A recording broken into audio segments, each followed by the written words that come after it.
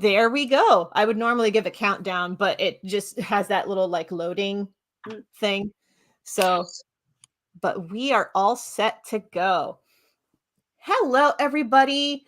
Thank you for tuning in for another live stream chat with other creatives that are part of the Fantasyville Holiday Pop-Up Shop. I am Kelsey D. Crawford. I am the organizer of the event. Today, I have with me Kate E. Lore, creator of Melancholy Evil Pop-Tart, as well as some choice art pieces for an upcoming book called Betty. Kate, how are you doing today?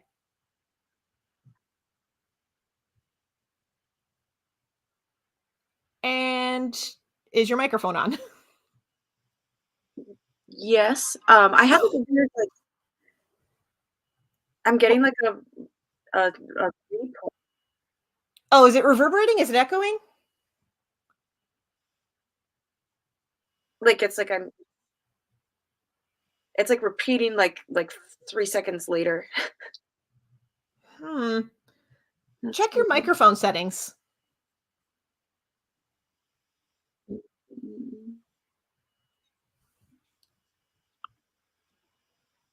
It's weird. I wasn't doing that earlier.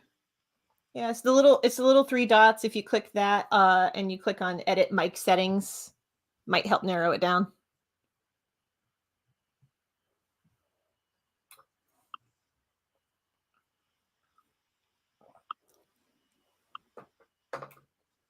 For folks following at home, check off the technical difficulties square on the bingo card. Uh-oh. Yep, technical difficulties, please stand by. So while, okay, here we go. Yep. Maybe. Okay. How does this sound?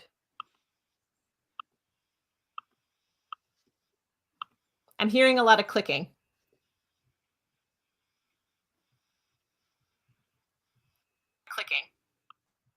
Up. Okay, I just echoed.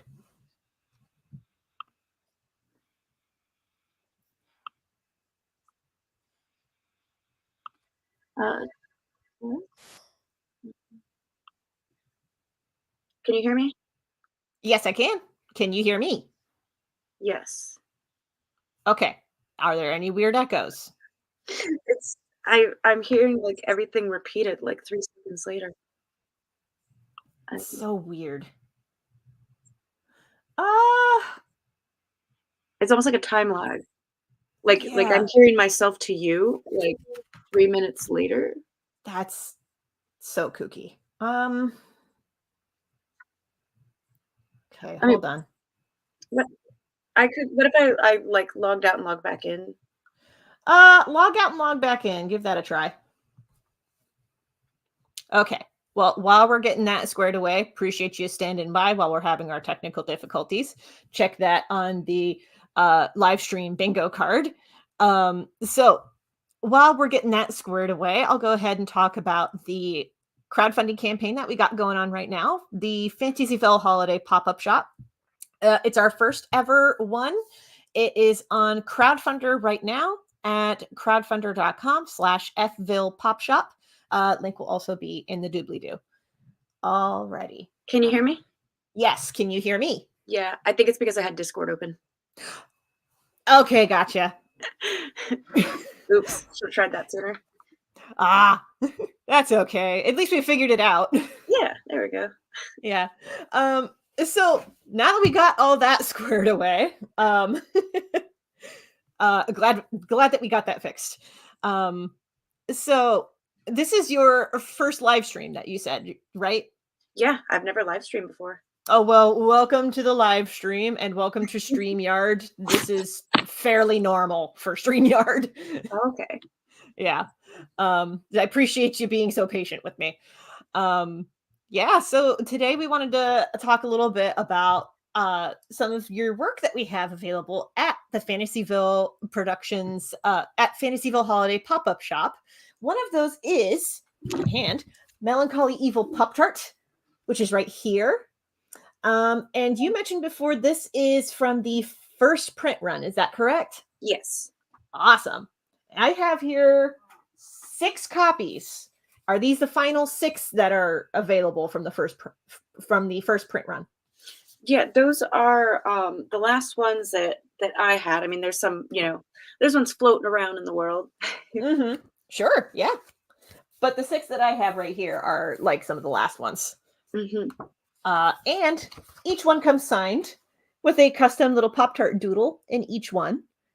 This one has this one. Let me just pull up another one just to demonstrate. We also have this little guy. This one even has a thanks for reading added in there. That is great.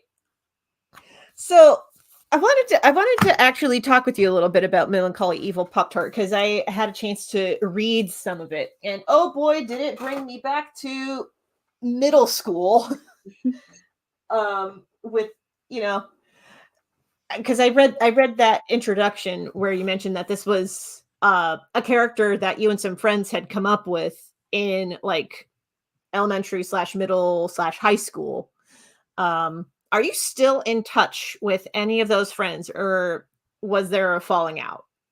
I'm still in touch with them where life has kind of like taken us to different places. Mhm. But I mean, I still have means of contacting all like 4 that are featured in that that were involved with the comic.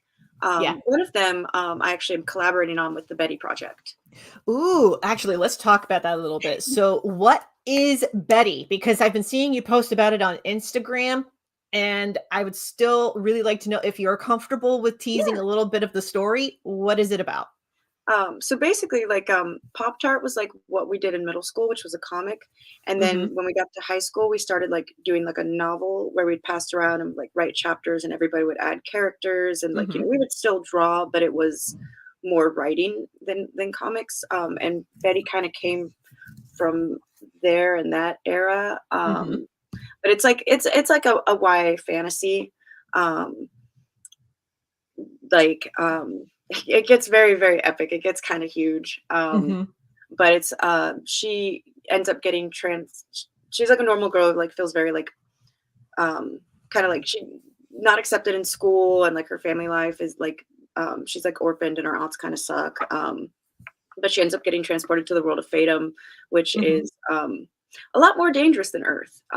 Okay. Like basically anywhere like outside of like established like cities and villages, you're like there's just like demons, and you're very much in danger. Mhm. Teeth is like a currency in their world. So like if someone having like their real teeth is like amazing, and then like I guess it was very video game. I was very video game minded at the time because like when you like beat a monster, you get like money from it. So maybe that's Mhm. part of where that came from. And then just like you know part of the like there's a lot of religious themes. Okay. The idea was that like and it's very like broad religion. It's not, because that's kind of part of the thing, different religious views. And anyway, Okay. but the idea was kind of it was between hell and earth. So Mhm. like rougher than earth, but not quite hell. Okay. Okay. So kind of like a limbo situation? Yeah, yeah. Okay. Okay. I can get behind that. Not quite purgatory, but like something between all of those designations. I actually have here, if you're comfortable with it, I have this right here. Could you talk a little bit about this character and who this is? Yeah.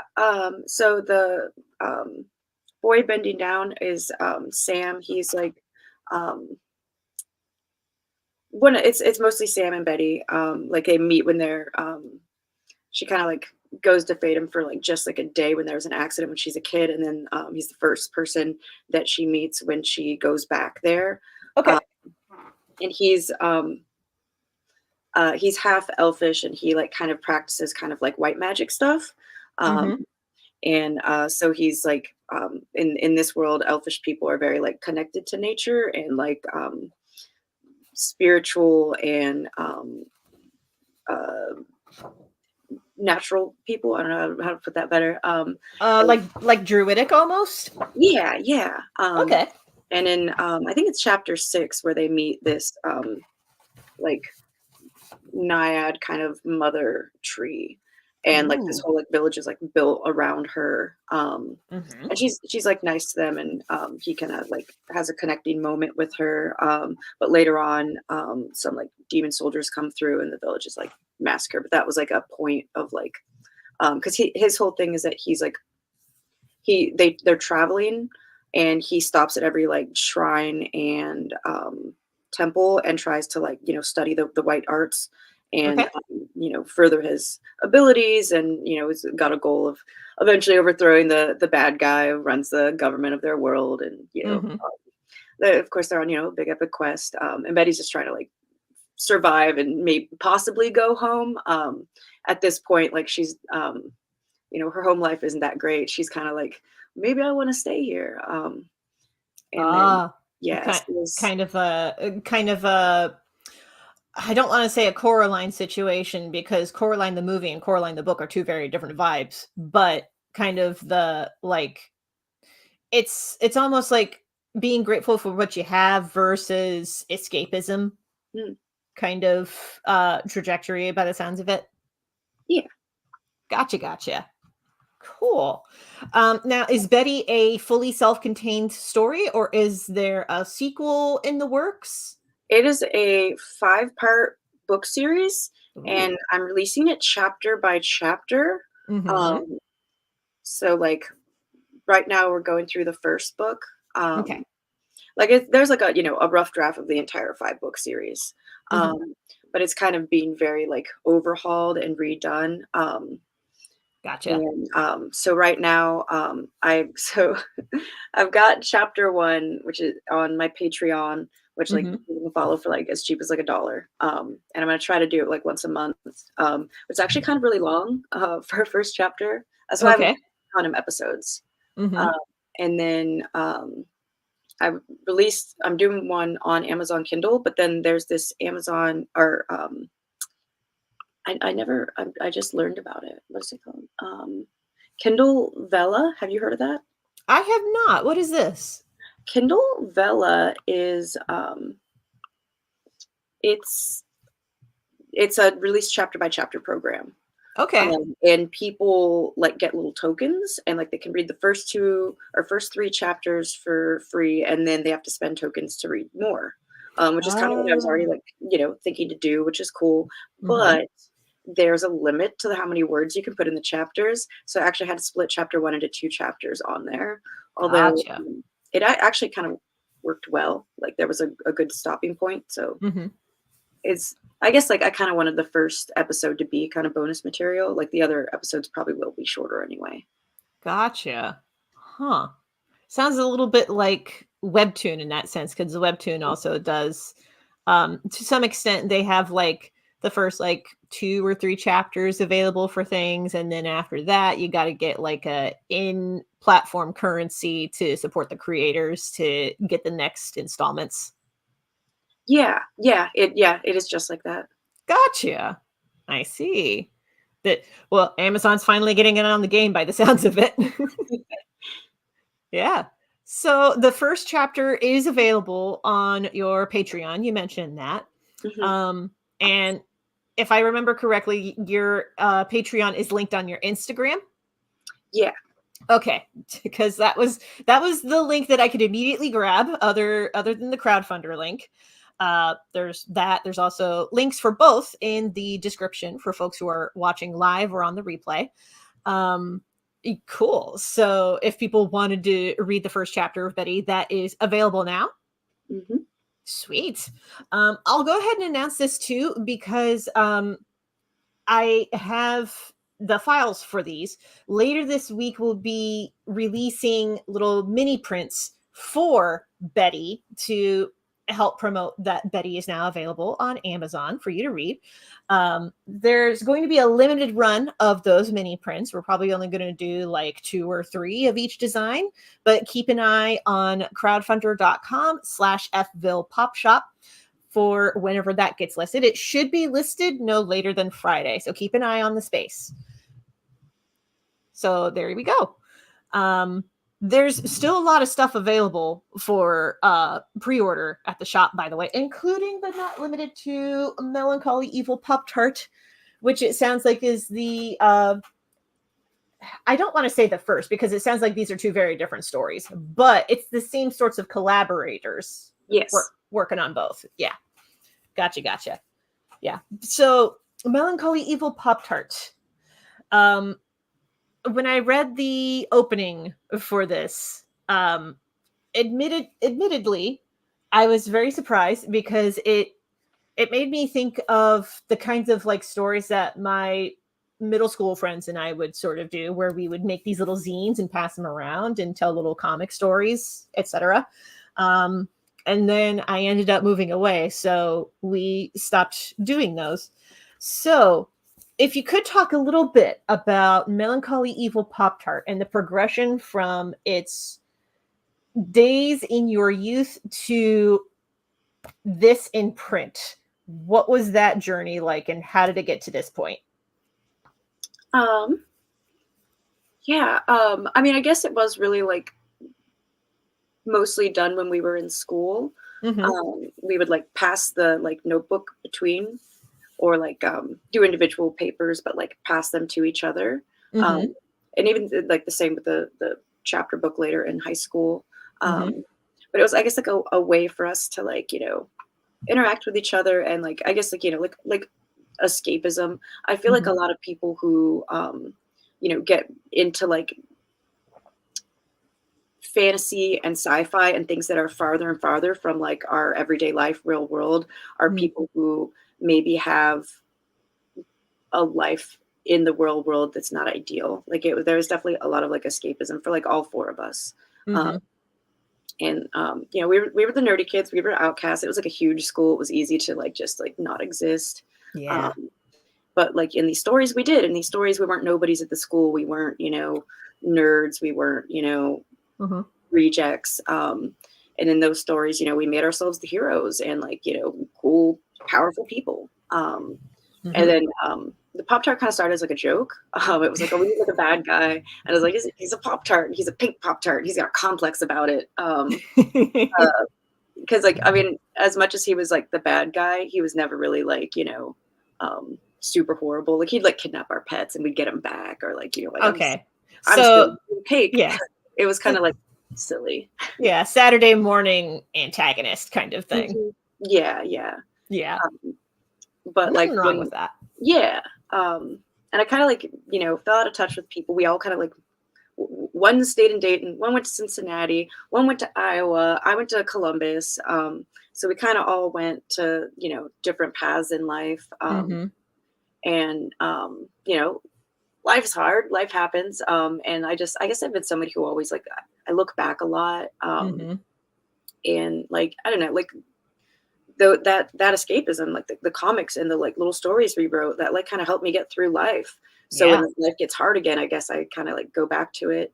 And originally I was just like going to be a practice. The Pop-Tart, I was like, I need to like practice drawing and like, you know, I'll like make some like little comics. And it was like, you know, like, I guess I was also thinking about how much we all changed and how different our lives were.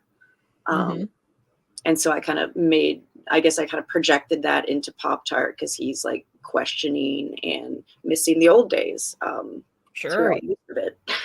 Well, yeah, because it's like he started out as like an antagonist to a bunch of young people, and then those young people grew up, and now he's like, well, now what's my purpose in life? And there's a lot of that kind of through line throughout a lot of the narrative. It's something that I noticed in my read through of it anyway. Yeah. Which very thoughtful. I would say thoughtful evil Pop-Tart, not just melancholy. But I did see in the introduction that there was also an element of processing grief and doing so with Melancholy Evil Pop-Tart. Like, not necessarily as like an avatar sort of way, but in like in almost like a way of like you're making these comics to help process your feelings, and Melancholy Evil Pop-Tart just kind of happened to be there. Am I reading that right? Yeah. Because like that was kind of what happened. Middle school, my mom's boyfriend who lived with us like died, and that was like my first like real like big like death experience. And I think I didn't really deal with it, I think. And maybe that was like me years later kind of like working through it a little bit. Yeah. And doing it through fiction, because there is that kind of like emotional distance. And making it a little silly because she's a fruitcake. Yeah. Well, there's like the fruitcake, there's the evil Pop-Tart, there's other little evil snacks. Like there's a donut in there, if I remember correctly. Yeah. Which, if there's going to be any kind of evil pastry, a donut is kind of a no-brainer. There's a muffin in the background of some scenes. Yeah, and that's, totally get that. Like there was, whenever I did a comic called Thoughtful Dinosaur, and that actually touched a lot on some real world scenarios that happened in my real life, but I needed that emotional distance. So I was like, they're all going to be talking dinosaurs and cheetahs and other animals and elves, and we're just going to do it that way. So there is that kind of like, it's not just like an emotional distance, but it's also like a way to write out the scenes in like okay, here's how these characters would do it. It's not necessarily how I would do it, but being able to like kind of not quite role play, but go through the scenario. Did you encounter that a lot when writing Melancholy Evil Pop-Tart? Yeah, I think so. Because like, yeah, it was kind of like a different way of handling it. Yeah. I never like thought of it like that, but yeah, I think that really is what it is. Because like I never like had an outburst, but he has like an outburst scene. Yeah, I remember the outburst scene. It is something else. Surprisingly visceral comic, y'all. You should read it. Yeah. Very thoughtful. Very thoughtful. After that, do you touch on a lot of the same sort of similar themes with Betty, or is Betty more of a adventure kind of story, or does it go in a completely different direction? Betty is more of an adventure story. There's like, because like we were characters in Pop-Tart. There's not really, we're not so like clearly in the Betty world. Like there's definitely like, influences and like characters who like, I know, oh, this is kind of from that and this is kind of from that, but it's so much more like blurred. And Betty's like it's a YA, but it's gonna get, story's gonna get a little darker, more intense as it goes. But I mean, I think it's gonna stay in the YA realm. Pop-Tart, I've always kind of like, there's points where it's kind of joking, and there's points where it's a little like, I don't know if I should say this is for kids.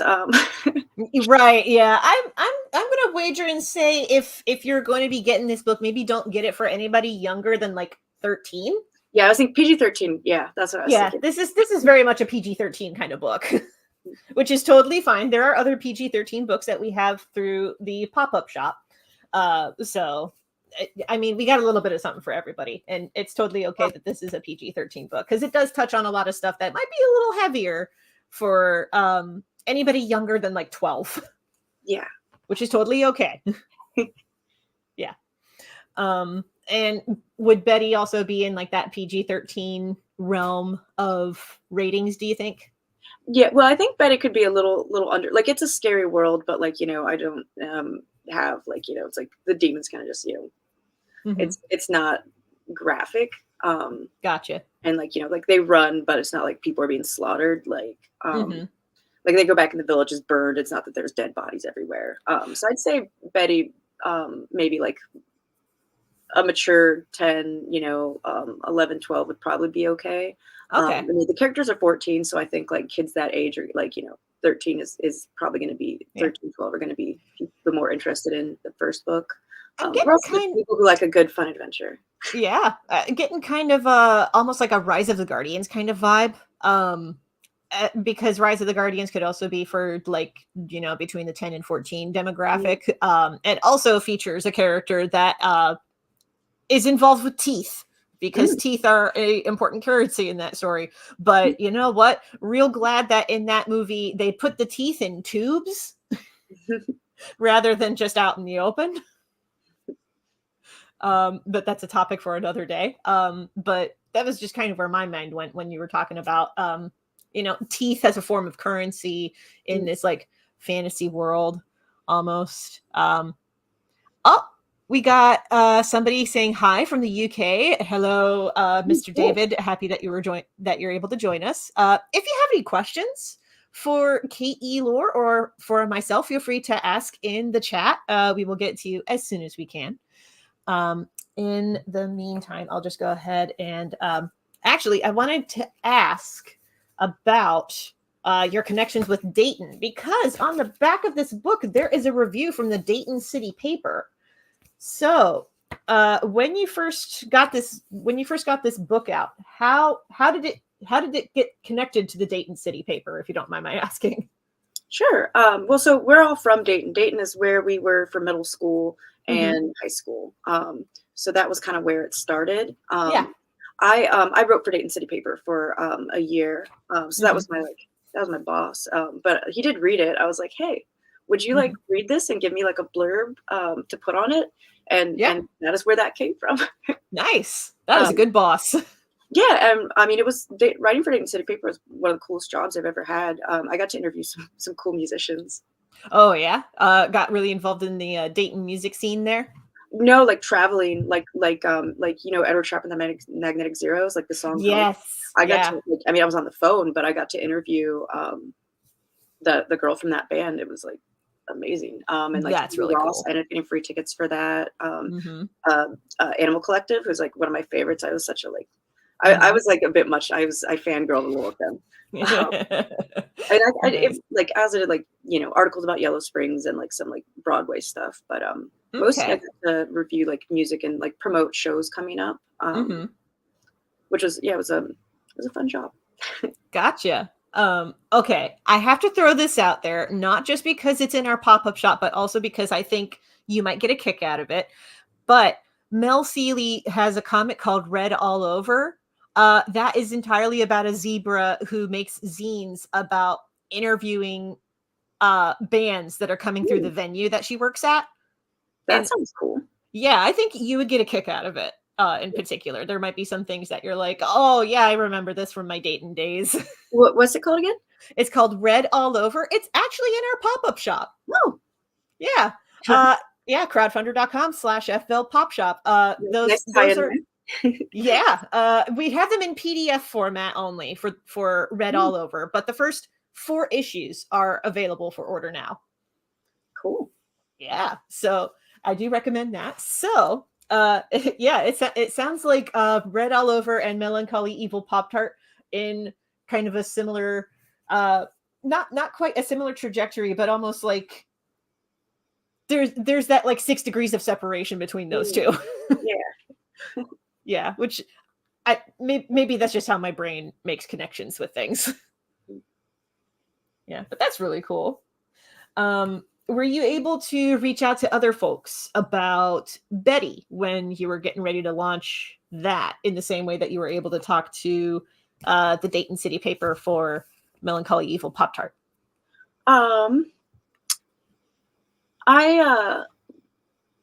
That's probably something I should do. I guess since it's like only chapter by chapter, I wasn't really thinking I should, because it's like, how can you like comment on just like, I asked like one friend if she would maybe do a review, but I don't have like the same connects, with in the journalism world that I used to. Gotcha. Perhaps I should ask people to help with reviews. Well, I mean, reviews are the way to go about things whenever you have stuff on Amazon. Am I right? That's what I'm hearing. I'm not. Yeah, I'm a little new to Amazon publishing. But it's something that I noticed when because I helped Sean get his book Dance Macabre and Other Tales also on the Crowdfunder pop-up shop, because I helped him get that to print because he had never published before, and we were looking at Amazon possibly. We ultimately ended up with a third party that was not Amazon, but because it was a third party, the third party was like, we can get it out on Amazon, Barnes and Noble, and all these other outlets. And we're like, well, it's going to end up there regardless. Cool. But yeah, so far there's not been a ton of ratings, which is why it hasn't moved very much on Amazon. Because Amazon really prioritizes things with starred reviews when it comes to helping to publicize things. This is why when you want to support indie authors, you give stuff reviews on Amazon. For all the folks who are watching this live or on the replay. Yeah, it's something that I've noticed. So I'm hoping that whenever you have your strong start, that you get some very good starred reviews and it spreads the word and helps get it out that way. Yeah. Thank you. Yeah. So I did see that you post on Instagram and you've been sharing a lot of almost like literary agent tips. So what prompted this, if you don't mind my asking? Oh yeah. There's a conference called Midwest. Well, there's an organization called Midwest Writers Workshop. Okay. And every year they have something called Agent Fest, which is a conference online where you get tips on how to go like that route with publishing, like to get a literary agent, to have a successful query letter, what to do when it's time to talk to publishers, like all that run through. And like you get the opportunity to pitch your book to you get to pick 3 literary agents and pitch your book to them. And I volunteer at it. For the last 3 years, I've been a literary agent assistant. And so I'm seeing people's pitches and I'm getting a sense of like what, they really want. And I get to watch the panels for free. I do tend to work through it, so I kind of have to watch them later. But I just feel like I've learned like so much from it that it's like, well, it's something to share on my reels and stuff. Nice. Yeah. What has been the most surprising thing that you've learned during this process, if you're comfortable sharing? With the pitching and querying agents? Yes. I guess the stuff that people didn't know, like the people who come to query, like pitch an agent who like don't have like their book done, because then I feel like you maybe wasted your money because you really shouldn't until you're there. Oh, are there a lot of people who come with a unfinished draft? No, it's not common at all. But the fact that anybody does when it's like $300, I'm kind of like, oh. But I mean, I guess like, it's also just like really valuable feedback to really be able to just ask a direct question like that. So, I mean, I guess I can see where it's still worth it. Gotcha. But I mean, I'm getting all freaks and volunteering, so. But there is still that kind of implication that if you're going to be pitching to people that you got to have at least a draft available. Is that correct? Yeah. I mean, honestly, like they want it perfect. Like it needs to be super done, especially because like, once you have an agent, then you can like, it's a little more okay to have a, rougher draft and like work with editors. But, to get them from like, your first book, it has to be so perfect for them to like give you time of day. Gotcha. And then it's like, there's like always like different trends and yeah, it's a rough industry. It can be. Yeah. Yeah. Oh, Gregory Holmes. He's actually one of the creators through the pop-up shop. He actually had a question for you. Probably a little after your time, but did you ever get to interview Guided by Voices? I wish. I've seen them live several times. I like them a lot. I was introduced to them by my older friends, but no, I've not got to interview them, but I've seen them live. Awesome, fun show. Yeah, sounds dope. Go Dayton. So what is Guided by Voices? I've not heard of this band before. They're one of the best bands that come out of Dayton. They had a song in Scrubs at one point. And like they were big in like the hipster indie scene. I mean, not quite like MTV, but like, in certain venues, they were pretty big. Probably the biggest like band to come out of Dayton. Like there's other musicians that come out of Dayton. Okay. John Legend might be from Dayton. Never mind. He's kind of yeah, he's kind of a big deal. Yeah. But they're really good. Yeah, it sounds like a surprising amount of musicians coming out of Dayton. Almost like apparently there's a lot of people that come out of Minneapolis as well, which that surprised me.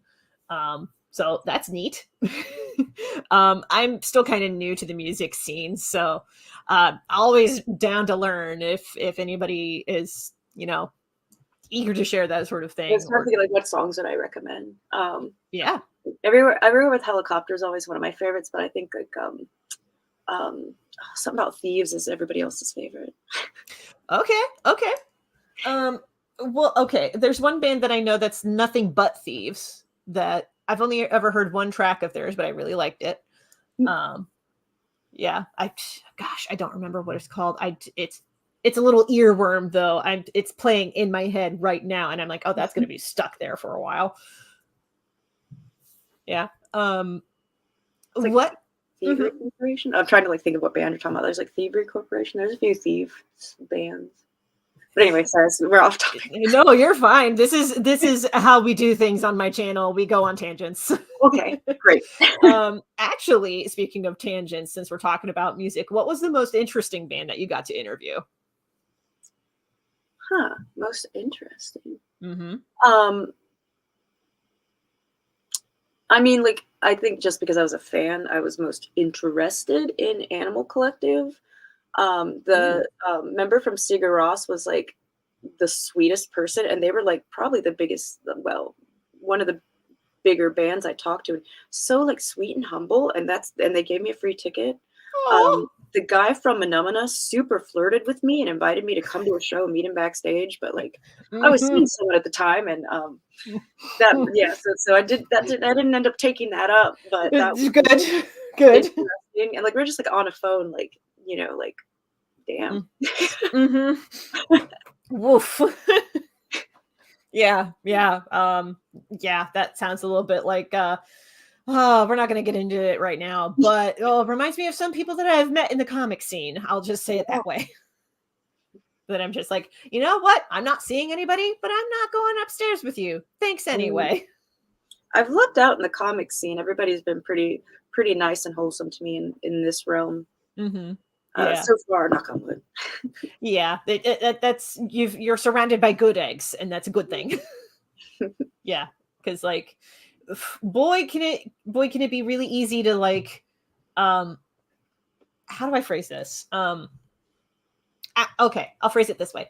The comic scene generally has really cool people, so that if there are bad actors, you definitely hear about it through the grapevine. Yeah, very much. A good community should.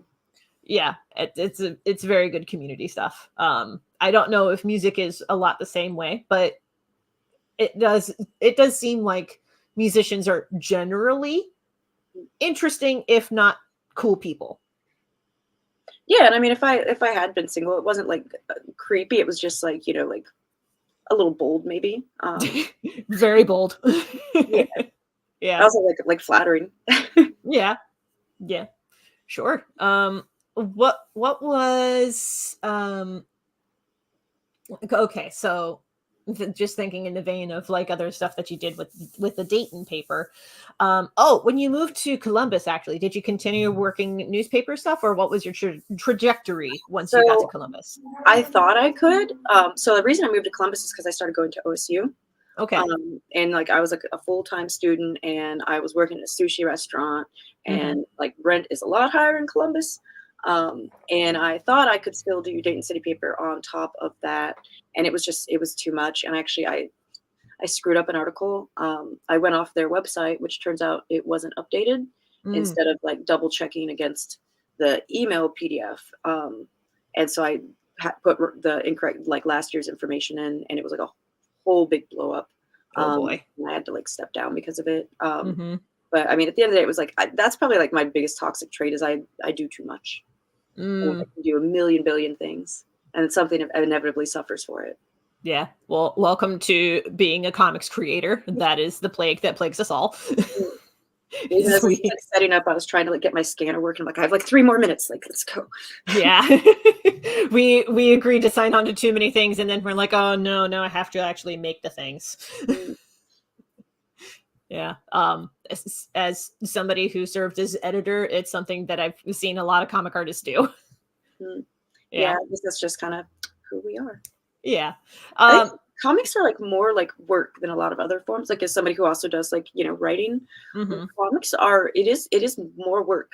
It is more time consuming. So I think that the people who actually get them done have to be people like us who just like take on the world, Like I Yeah. can do all the things. Like I'm getting all the grocery bags. Like I've got like 40 pounds and like, 8 bags on each hand. My pinky's about to break, but damn it, I'm not making 2 trips. Yeah, yeah. So I already signed up for this. I am going to commit. Very much that energy. You kind of need that kind of like feral goblin hoarding groceries Mhm. up the stairs energy Yep. to get into comics. So actually, good segue into because you mentioned comics and writing. Would you consider yourself more of a writer or a comics creator at this point? Or do you go between the two depending on project to project? Yeah, I think I'm leaning a little more like I've done a little more writing. Mhm. But like it's always been kind of important to me to like have both in my life. And like with writing, like I do nonfiction and fiction. Like I think like that helps me to not get burnt out, to have separate, these 3 separate spheres. Yeah. So like yeah, if I get a little burnt out on one thing, then I can like go do the other thing and kind Hmm. of bounce around between them. Hmm. Um, but I think like I've done more writing and had more like writing like I've got a lot of short stories published and essays published and I've won a few like little awards and stuff. And like I have a Nice. master's degree in writing, but not like illustration. So I think Hmm. I'm a little more of a writer. But I did independent study in comics and I ended up making comics a part of my thesis. Um, Nice. yeah, I found a way to I mean I had to fight him for it, but hey, sometimes Well, you have it to. was OSU that you went to school, right? This Was was my that bachelor's. Miami was my master's, which is like it's closer to Cincinnati. Still Ohio. gotcha? Gotcha, gotcha. Oh, Miami University. Yeah. Mhm. Yeah. I'm somewhat familiar, but never actually went. I went to Bowling Green State University up Mm. closer towards Toledo. I almost went there. I got accepted there, and it was a hard decision. Ooh. I still sometimes wonder if I made the right one. Well, I mean, if you had gone between 2008 and 2012, we probably would have ended up in a lot of the same classes, just saying. Mm. Because that was right around when I went. Is your degree in like illustration or? Yes, in a way. I was never accepted into the Bachelor of Fine Arts program. I only ever was a Bachelor of Arts Oh, degree holder. But that's fine because I found out that BFA students on average graduate after 5 years, but my scholarship only lasted for 4 years. And oh, yeah, I was like, I have to get my degree in 4 years or less because I can't afford to stay longer than that. yeah. Um, yeah, so ultimately, good thing that I got the Bachelor of Arts degree, but it is a focus in two-dimensional arts with a focus on drawing and painting. And thankfully, the nice thing about that degree is I was able to get a minor focus. So my minor is in arts management, which is like business for the arts. Ah, Yeah, which cool. feel like that explains a lot. It does. Yeah, is part of why I am running the pop-up shop the way that I am and everything else. If I really wanted to, I could probably run a comic convention because I did a case study on San Diego Comic Con and MoCA for part of my degree. Huh. The things that you study when you're at BGSU are like they pretty much let you do whatever you want, which can be very niche. That's awesome though. Yeah, it is awesome. It is also very weird. Mm. Like my senior thesis was actually on the significance of the color indigo in Whoa. yeah, the significance of the color indigo among a central slash West African culture Huh. and their ancestors. And I did like 20 pages on this thing. Wow. Yeah, but it was fascinating. Huh. I wish I had the original paper, but sadly I don't know what happened to the original file, but Mm. I have another senior project that was connected to African art history because that was I had enough credits that could have been my like second minor if I wanted to have a double minor on my degree, but I opted to just not do that because that would have meant staying in school longer, and I did not have the funds to do that. That's fair. Yeah, I have a minor in creative writing. My bachelor's degree is in English. Mm-hmm. And I could have done sociology, and it would have only been like one more semester, but still it's like another semester. Yeah, I was also one semester away from sociology. Sociology is cool. It is really cool. Yeah. Do you think that some of that has made it into your work at all? Any like studies of yours from sociology have made it in, do you think? I think it's definitely in Betty, because like I am like very interested in like, you know, like there's like the villages are one way and like the cities are like another way, and I'm interested in those things. Like I feel like social class comes up a lot in my things, whether I want it to or not. And like, you know, there's going to be people with fucking no teeth, and then there's going to be people who have all their teeth and they're clearly like, you know, affluent, and you know, I'm just very interested in these things. Like oh shoot, what's that book? Lord of the Flies was like my favorite book when I was in high school. Like I'm just interested in these things. I feel like that indicates a lot of their taste in fiction if you say that Lord of the Flies was your favorite. I jump all over the place with my reading. Like, and I read like multiple things at a time to like, you know, for that same, like, don't get burnt out. Like I'm reading like I'm reading a YA series, but I'm also reading a book on sentence structure, and I'm reading like 2 different manga series, and I've got some like indie American comics, and I kind of just go between. Gotcha. I was about to ask what you were reading right now, if you had some titles that like on hand that you were eager to share. Yeah. Well, as far as the manga series, I'm in the middle of Sunny and Goodnight Pun Pun. I heard of Goodnight Pun Pun. Yeah, it's like it's like surreal and bizarre, and then like really like deep and like fucked up, and like it's like you can swear, it's fine. It's like beautifully done, but then the main character is drawn like so childishly, and then like the creator comes in like as God and talks to him sometimes, but then like the situations between the characters are very like, you know, real human drama, like, you know, things that very much could happen, but then you get these like surreal moments, and like it's really different. It's really cool. And then Sunny is by I think Tam Matsumoto. I think I might be he made Taken on Concrete and Ping Pong and Cats of the Love. I kind of read everything he's done, and now I'm going to Sunny. He does children really, really well, and it's children at orphanage, so like they have like some like emotional problems because they've been like, you know, abandoned by their parents. I guess foster home, I guess is actually what it is. So they like kind of act out in different ways, and he just does children so well. Yeah, I'm like on volume 6. I'm almost done with it, and that makes me sad. Oh man, I'm gonna have to check that out. But first, I got to catch up on Blue Period, which is I talked about that with Chloe, who's also in the pop-up shop, and we also talked about that on her live stream YouTube channel, self-plug. But yeah, we were talking about Blue Period, and if there's any one manga series I can recommend, Blue Period is honestly right up there. I'm writing that down.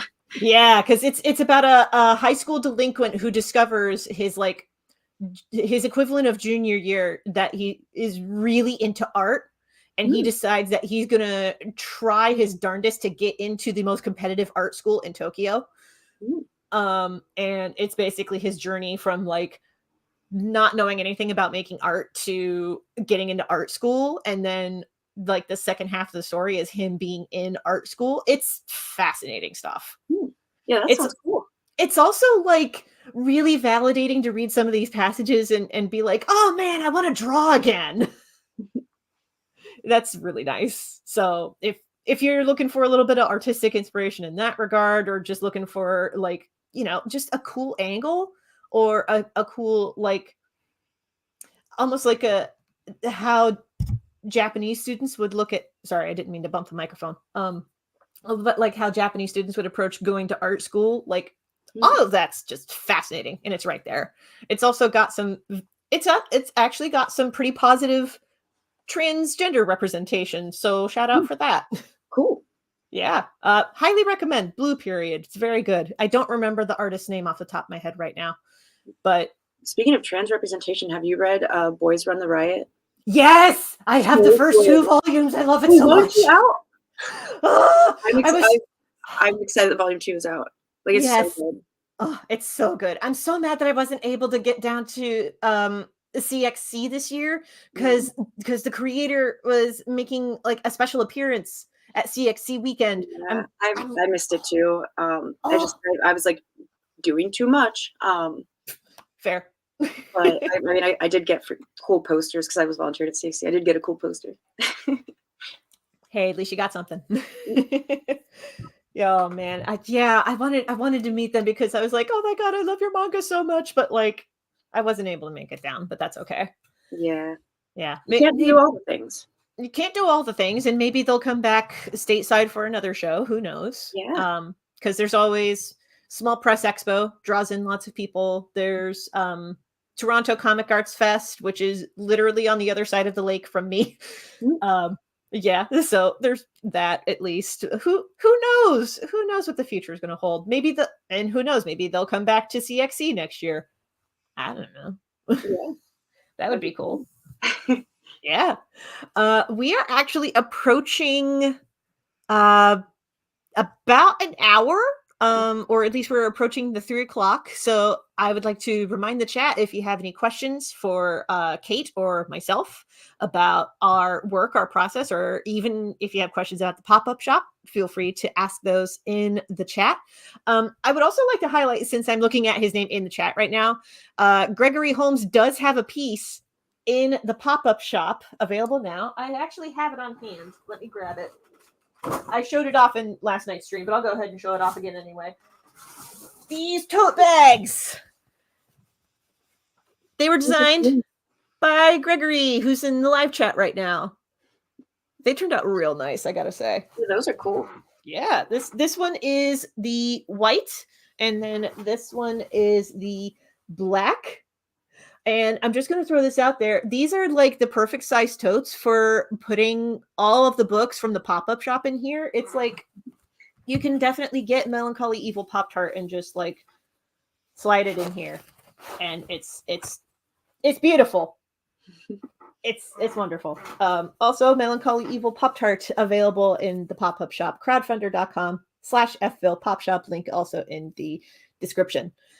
Also, keep an eye on the shop. I should have some prints from Betty, some mini prints available for Betty, available before the end of the week. So keep an eye on the space for that. Cool. So you mentioned that Betty was on your Patreon as well as available on Amazon. Yep. Where else can people find your work outside of the pop-up shop and Patreon, etc.? Betty is available on Amazon. It's not in the regular Amazon yet, but it is in the Amazon Vella stories right now. Okay. And Patreon, and then I've got like short stories and stuff in like some literary magazines that are online. On my website, there's a what's it called? I think resume credentials section. There's actually links to most of anything that's free online. I'll link there. I post on like my Instagram and TikTok, like if something new comes out, and I'll like read a little segment and link it in the description. Some of the older stuff I haven't done that for, but then they're available on the website. Gotcha. Some stuff's only in print. I had one in I had one in a magazine in Barnes and Noble. I'm not sure if it's still there. Where did I put it? If it's still there, that'd be cool. Yeah, it's called Door is Ajar. It's in the magazine section. It's a literary magazine. I got a little essay in there. I'm going to be in Black Boy Review in their next issue, and that'll be in like select bookstores. Nice. Congratulations. Yeah, literary magazine. Oh, thank you. And that one's going to be a comic, actually. Ooh. The comics for my thesis. Yeah. Yeah, that's exciting. I don't know exactly what day though it's coming out. Probably before the end of the month would be a fair guess. Well, it's not a monthly magazine. I think Okay. it's seasonal. So, or like Okay. like the literary world is like everybody does it different. Mm-hmm.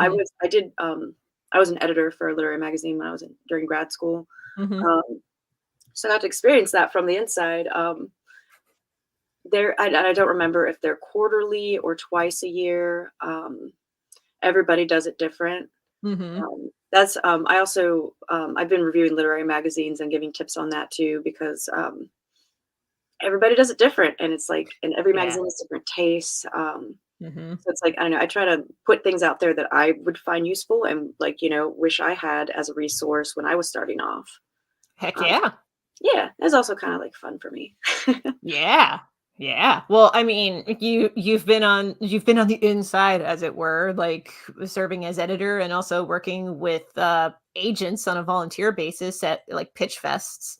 So, that's absolutely a valuable resource for folks who want to, find an agent or get into literature in any way, shape, or form. So if that sounds like you, dear viewer, in the future or on the live stream right now, I have the Instagram page for Kate up on the screen right now. There's also a link in the doobly-doo. Be sure to check that out. And it is now 3:00. So I think there would be a good point to wrap up. So thank you so much, Kate, for taking the time to be with me for this stream. Yeah, no, thank you for making this pop-up happen. Absolutely. For folks who missed it, this is this stream and other streams this month are to promote the Fantasyville Holiday Pop-Up Shop. It's our first ever one. We are highlighting independent creators from across Ohio and the works that they do, including Kate here. We have Melancholy Evil Pop-Tart, as well as this art piece here available. There will also be 2 new pieces of art from Kate listed later this week. So keep an eye on the space at crowdfunder.com/FVille Pop Shop, link on the screen and in the doobly-doo. Stay tuned for the next live stream. Do all the YouTube things, subscribe and notifications and all of that. Thank you again, Kate, for chatting with me this afternoon. Thank you, everybody in the live stream chat, for your questions and your feedback. And thank you for watching. You are awesome.